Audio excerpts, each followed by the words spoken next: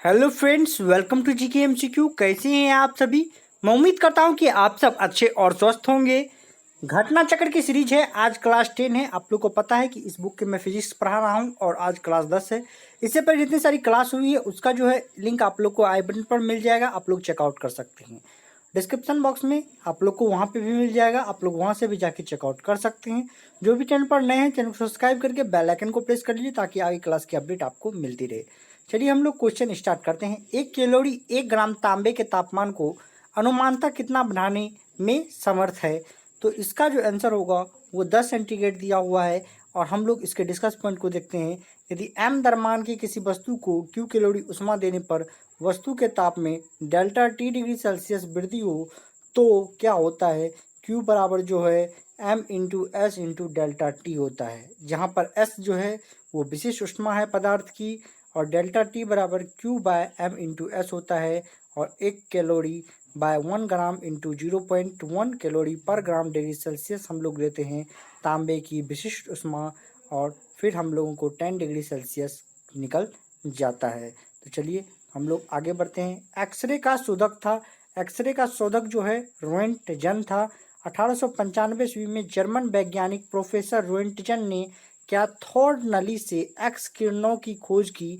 इन्हें रोएंटजन किरणें भी कहते हैं। इस खोज के लिए प्रोफेसर रोएंटजन को वर्ष 1901 में भौतिकी का नोबेल पुरस्कार मिला। एक्स किरणें पार नहीं कर सकती, एक्स किरणें पार नहीं कर सकती मानव अस्थि को, एक्स किरणें मानव अस्थि को नहीं पार कर सकती क्योंकि इनका घनत्व अधिक होता है। फ़ारेनहाइट पैमाने पर 98.6 डिग्री फ़ारेनहाइट तापमान सेल्सियस पैमाने पर होगा। हम जानते हैं कि C/5 यहाँ पे जो होता है F-32/9, या C/5 जो यहाँ पे F-32/9 है, यह फॉर्मूला है डिग्री सेल्सियस या डिग्री फ़ारेनहाइट में हम लोग चेंज कर लेते हैं। तो यहाँ पे हम लोग एफ जो है 98.6 रख देते हैं और यहाँ पर रखने के बाद हमें सी प्राप्त हो जाता है 37 डिग्री सेल्सियस। पानी 212 डिग्री फ़ारेनहाइट या 100 डिग्री सेल्सियस पर उबलता है और 32 डिग्री फ़ारेनहाइट या 0 डिग्री सेल्सियस पर पिघलता है। यदि किसी दिन का तापमान 35 डिग्री सेल्सियस हो तो वहाँ बराबर होगा। हम लोग व्याख्या देखते हैं। सेल्सियस एवं फ़ारेनहाइट के पैमाने में संबंध का जो सूत्र है वो C/5 बराबर F-32/9 है। और सूत्र में हम लोग C का मान जब बैठाते हैं, C जो 35 डिग्री सेल्सियस है, तो हमें आता है 63 + 32 और 95 डिग्री फ़ारेनहाइट। चलिए हम लोग आगे बढ़ते हैं। ऊर्जा उत्पादन के लिए आवश्यक ताप नाभिकीय अभिक्रियाएं होती है। ऊर्जा उत्पादन के लिए आवश्यक ताप नाभिकीय अभिक्रियाएं जो होती है वो तारों के अंदर होती है। ऊर्जा उत्पादन के लिए आवश्यक ताप नाभिकीय अभिक्रियाएं तारों के अंदर होती है। सूर्य से प्राप्त ऊष्मा उसके अंदर होने वाली संलयन की क्रिया का परिणाम है और इस ऊर्जा को सौर ऊर्जा कहते हैं। 15 डिग्री सेल्सियस पर दिए हुए गैस का प्रेशर P है। यदि आयतन स्थिर रखा जाए तो प्रेशर 3P करने के लिए तापमान कितना चाहिए? तो तापमान 591 डिग्री सेल्सियस चाहिए। किसी गैस के स्थिर आयतन पर उसके दाब और तापों में निम्न संबंध होता है P1/T1 P2/T2। T2 यहाँ पर निकालते हैं तो P2/P1 इंटू 3 T1 होता है और इस तरह से हमको 864 केल्विन निकल जाता है। और 864 केल्विन जब निकलता है तो हम लोग उसमें से डिग्री सेल्सियस में चेंज करते हैं तो हमको 591 डिग्री सेल्सियस आ जाता है। केल्विन पैमाने के किसी बिंदु पर जल उबलता है तो 373 केल्विन पर जो है जल उबल जाता है। केल्विन पैमाने के 373 केल्विन पर 273 + 100 बिंदु पर जल जो है उबल जाता है। निम्नलिखित में किस जगह पर पानी का क्वथनांक उच्चतम होता है? तो पानी का क्वथनांक जो उच्चतम होता है वो मृत सागर में होता है। जिस जगह वायु का दबाव अधिक होता है वहाँ पानी का क्वथनांक अधिक होता है, और जहाँ वायु दाब कम होगा वहाँ पानी का क्वथनांक कम होता है। मृत सागर का तल समुद्र तल से भी नीचा होता है, अतः वहाँ वायु दाब अधिक होगा, इसलिए मृत सागर में पानी का क्वथनांक अधिक होगा। निम्नांकित में से कौन सा रासायनिक परिवर्तन नहीं है? रासायनिक परिवर्तन पानी का वाष्प में रूपांतरण। पानी का वाष्प में रूपांतरण होना एक भौतिक परिवर्तन है क्योंकि यह एक अस्थायी परिवर्तन नहीं है और ना ही इसे कोई ऐसा नया पदार्थ बनता है जो कि पानी के घटकों के गुण से भिन्न हो। वातानुकूलन प्रणाली नियंत्रित करती है। वातानुकूलन प्रणाली तापमान, आर्द्रता और वायु वेग को नियंत्रित करती है क्योंकि मनुष्य के लिए आरामदेह स्थिति बनाने के लिए इन तीनों का अनुकूलन आवश्यक है। तापमान की वृद्धि के साथ कार्बन प्रतिरोध क्या होता है, तो कार्बन प्रतिरोध घटता है। धातुओं का प्रतिरोध ताप बढ़ाने पर घटता है और इनका प्रतिरोध परम ताप के अनुक्रमानुपाती होता है। मिश्र धातुओं का भी प्रतिरोध ताप बढ़ाने पर बढ़ता है, किंतु कुछ पदार्थ ऐसे होते हैं जिनकी चालकता अचालकों से अधिक किंतु चालकों से कम होती है। ऐसे पदार्थ को अर्धचालक कहते हैं और कार्बन एक अर्धचालक पदार्थ है और इस प्रतिरोधकता ताप पर घटती है और जर्मेनियम, सिलिकॉन, सिलीनियम आदि अन्य अचालक पदार्थ है। अधिकतम साधारणतः प्रयुक्त वाट मापी है, तो अधिकतम साधारणतः प्रयुक्त वाट मापी डायनोमापी प्रकार का वाट मापी है। परम शून्य ताप पर क्या होता है, तो आणविक गति अवरुद्ध हो जाती है। ताप बढ़ने पर गतिज ऊर्जा बढ़ती है और ताप घटने पर गतिज ऊर्जा घटती है। परम शून्य ताप पर गतिज ऊर्जा शून्य हो जाती है। इसका आशय यह है कि समस्त आणविक गतियां परम शून्य ताप पर अवरुद्ध हो जाती है। वस्तुतः यह एक सैद्धांतिक परिकल्पना है और वास्तव में परम शून्य ताप को प्राप्त करना लगभग असंभव है। दोस्तों, अभी तक आपने वीडियो को लाइक नहीं किया है तो वीडियो को लाइक कर दीजिए और जहां भी शेयर करने का मौका मिलता है शेयर कर दीजिए अपने व्हाट्सएप एंड फेसबुक ग्रुप्स में।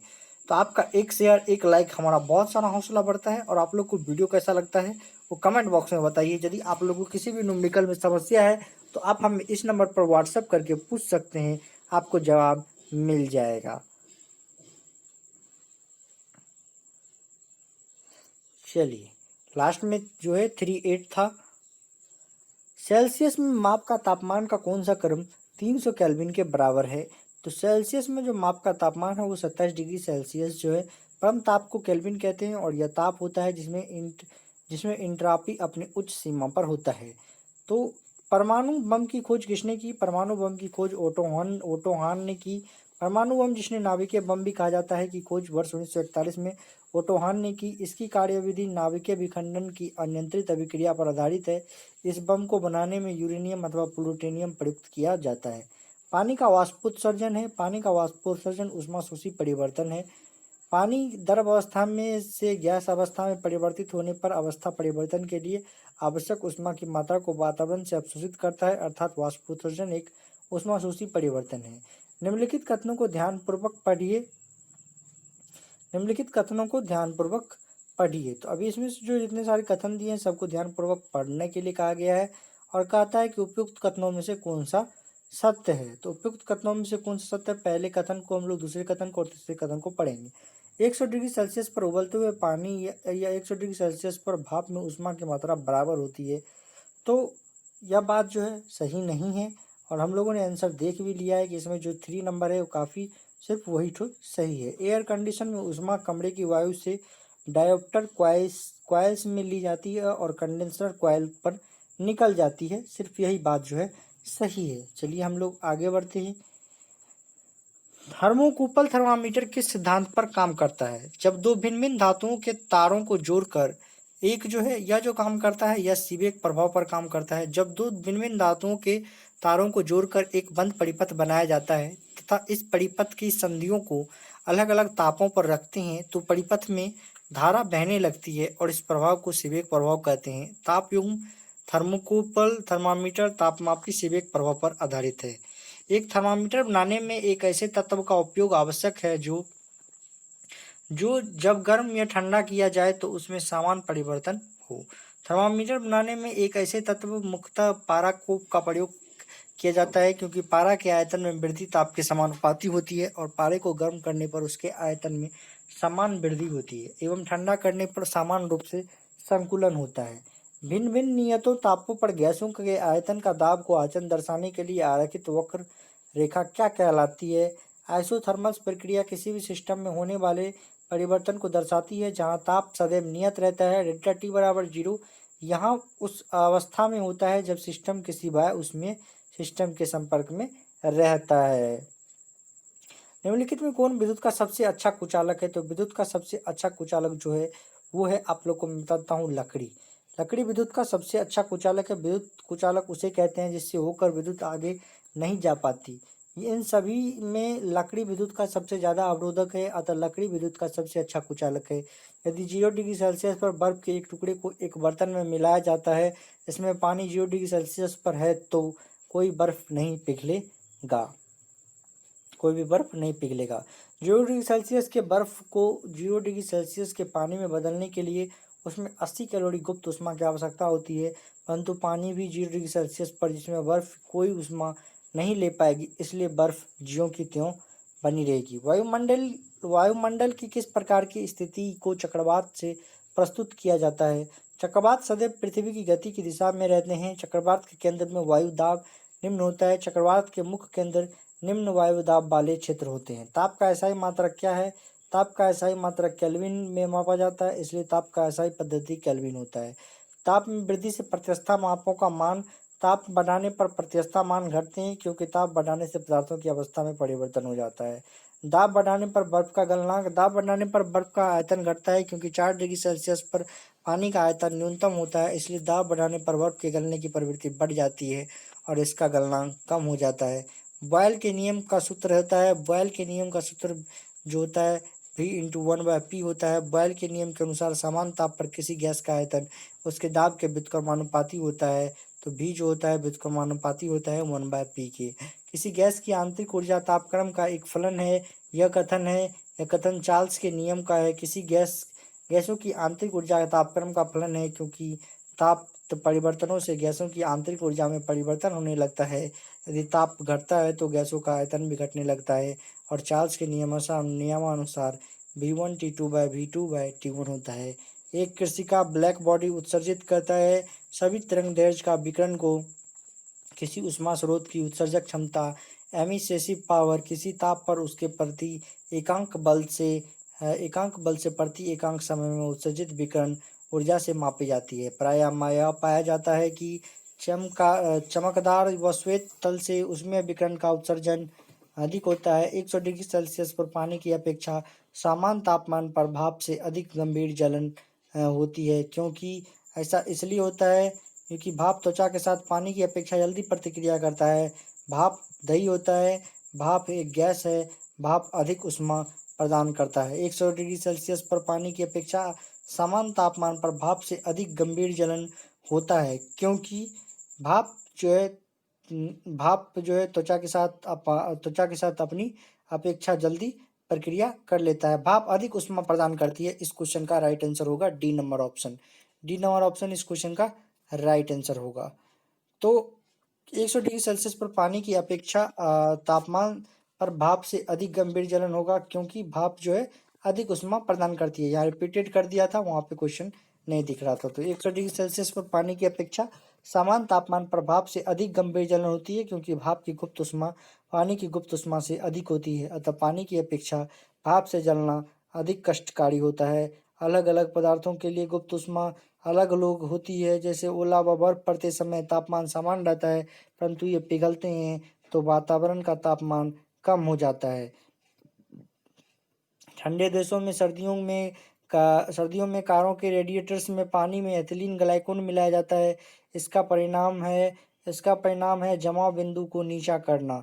एथिलीन ग्लाइकोल एवं एंटीफ्रीज पदार्थ है, जिससे ठंडे देशों में सर्दियों में कारों के रेडिएटर्स में पानी के साथ मिलाया जाता है। ये हिमांक जमाव बिंदु को कम करके साथ जल के क्वथनांक में वृद्धि की मदद करता है। एक बंद पात्र को आरंभ में खाली किया जाता है और तब उसमें एक समान दर पर वाष्प भरी जाती है। पात्र में दबाव पहले बढ़ता है और तब स्थिर हो जाता है। एक बंद पात्र को आरंभ में खाली करके उसमें एक समान दर पर वाष्प भरने पर एक पात्र में पहले दबाव बढ़ता है और तब अस्थिर हो जाता है। सर्वाधिक उपयुक्त विकल्प का चयन कीजिए। 0 डिग्री सेल्सियस बराबर क्या होता है? तो 32 डिग्री फ़ारेनहाइट होता है। सेल्सियस तथा फ़ारेनहाइट ताप पैमाने पर जल का हिमांक क्रमशः 0 डिग्री सेल्सियस तथा 32 डिग्री फ़ारेनहाइट लिया गया है। सेल्सियस और फ़ारेनहाइट का संबंध F-32/9 बराबर C/5 है। किसी पदार्थ को एक अवस्था से दूसरी अवस्था में कैसे परिवर्तित किया जाता है? तो पदार्थ को जो उसमें क्या है इसका तो उसमें ऊर्जा को अवशोषित और विकिरित करके पदार्थ की अवस्था को एक स्थिर ताप पर होता है और इस क्रिया में ऊष्मा का हस्तांतरण अवशोषण अथवा विकिरण होता है। जैसे बर्फ का पिघलना, इस क्रिया में बर्फ द्वारा अपने गलनांक 0 डिग्री सेल्सियस पर ऊष्मा बाह्य वातावरण से अवशोषित की जाती है, जो बर्फ का ताप न बढ़ाकर इसे पिघलने में खर्च होती है। ठीक इससे विपरीत जल द्रव रूप से हिम बर्फ में अपने हिमांक 0 डिग्री सेल्सियस ऊष्मा बाह्य वातावरण की ओर विकिरित रेडिएट करके बिना ताप परिवर्तन के परिवर्तित हो जाता है। चलिए हम लोग आगे बढ़ते हैं। वायुमंडलीय दाब पर 1 किलोग्राम ठोस को इसके गलनांक बिंदु पर तरली अवस्था में बदलने के लिए आवश्यक ऊष्मीय ऊर्जा की राशि क्या है? तो आवश्यक ऊष्मीय ऊर्जा की जो राशि है वो दर्पण की गुप्त ऊष्मा है। किसी ठोस वस्तु का द्रव अवस्था में परिवर्तन एक स्थिर ताप पर होता है, जिसे ठोस का गलनांक कहते हैं। गलनांक पर किसी वस्तु को दी गई वस्तु ऊष्मा को पिघलने में खर्च होती है, न कि उस पर ताप बढ़ाने में, अतः इसे दर्पण की गुप्त ऊष्मा कहते हैं। प्रकाश के लिए निम्न कथनों में से कौन सा गलत है? तो वह जो है निर्वात से नहीं गुजर सकता है, यह कथन गलत है। प्रकाश के चलने के लिए माध्यम की आवश्यकता नहीं होती है, यह निर्वात में भी गुजर सकता है और निर्वात में प्रकाश की चाल अधिकतम 3 × 10⁻⁴ मीटर पर सेकंड होती है। तो प्रकाशीय गेज निम्नलिखित सिद्धांत पर कार्य करता है। प्रकाशीय गेज जो होती है वो आप लोग को परावर्तन के सिद्धांत पर कार्य करता है और प्रकाश के चिकने पृष्ठ से टकरा कर लौटने की घटना को परावर्तन रिफ्लेक्शन कहते हैं। जब प्रकाश की कोई किरण प्रकाशतः सघन माध्यम से विरल माध्यम की तरफ जाती है तो वह क्या होती है? तो वह नॉर्मल से दूर मुड़ जाती है। जब प्रकाश की कोई किरण एक माध्यम से दूसरे माध्यम में जाती है तो वह अविलंब से एक तरफ झुक जाती है और इसी को अपवर्तन कहते हैं। जब प्रकाश विरल माध्यम से सघन माध्यम में जाती है तो वह अविलंब नॉर्मल की तरफ झुक जाती है, परंतु जब सघन माध्यम से विरल माध्यम में जाती है तो वह नॉर्मल अब से दूर हो जाती है। तो सूखा बालू चमकीला क्यों दिखाई देता है जबकि गीला बालू जो है क्यों द्युतिहीन होता है? तो सूखा बालू जो है चमकीला क्यों दिखाई देता है और जबकि गीला बालू द्युतिहीन होता है? तो इसका कारण परावर्तन है। सूखे बालू पर पड़ने वाली किरण परावर्तित होती है, इससे यह चमकीला दिखाई देता है। गीला बालू जो है प्रकाश किरणों को अवशोषित कर लेता है, अतः वह द्युतिहीन होता है। मछुआरों को तालाब के किनारे मछली को भाले से मारने की कोशिश को क्या कहते हैं? तो मछली के नीचे ध्यान लगाना इसको कहते हैं। जल के अंदर की मछली अपवर्तन के कारण अपने वास्तविक गहराई से कुछ ऊपर उठी हुई प्रतीत होती है, तब मछुआरों को मछली मारने की कोशिश में ध्यान मछली के नीचे लगाना चाहिए। किसी स्वच्छ जल वाले तालाब की आभासी गहराई वास्तविक गहराई से कम दिखती है, इसका कारण है अपवर्तन। किसी समान माध्यम में प्रकाश किरणें एक सिद्ध में संचरित होती है, लेकिन जब प्रकाश विभिन्न घनत्व वाले एक माध्यम से दूसरे माध्यम में प्रवेश करता है तो यह अपने एक रेखीय पथ से विचलित हो जाता है। प्रकाश का इस प्रकार का माध्यम से दूसरे माध्यम में प्रवेश करते समय उसकी सीमा पर अपने रेखीय पथ पर विचलित होना ही प्रकाश का अपवर्तन रिफ्रैक्शन कहलाता है। स्वच्छ जल के तालाब की सतह किसी गुणधर्म के कारण पानी से भरे बर्तन में डुबाई गई छड़ी मुड़ी हुई प्रतीत होती है, तो अपवर्तन के कारण ऐसा होता है। पानी में डूबी हुई छड़ी अपवर्तन के कारण मुड़ी हुई प्रतीत होती है। वस्तुतः अपवर्तन वह घटना है जिसके कारण प्रकाश के एक माध्यम से दूसरे माध्यम में जाने पर उसकी किरणें मुड़ जाती है।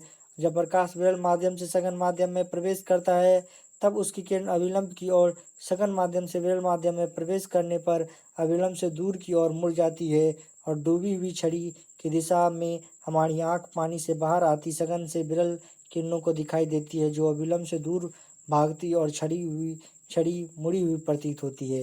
किसी पात्र में द्रव की किसी मात्रा की आभासी गहराई 15 सेंटीमीटर है, यदि इसकी वास्तविक गहराई 20 सेंटीमीटर है तो द्रव का अपवर्तनांक 1.33 होता है। द्रव का अपवर्तनांक बराबर वास्तविक गहराई बटा आभासी गहराई होता है और 20 बाय हम लोग 15 करते हैं तो 1.33 निकलता है।